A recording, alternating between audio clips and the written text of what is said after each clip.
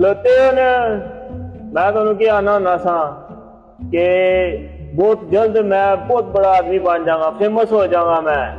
तो तुसा मेरी गल नहीं सुनी है, मेरी गल की तुसा करना ही नहीं पाया है। अज तक लो मेरे को गड्डी आ गई है, मेरे को गड्डी आ गई है तो हुण तुसा तकना अगू के हुंदा है मेरे नाल।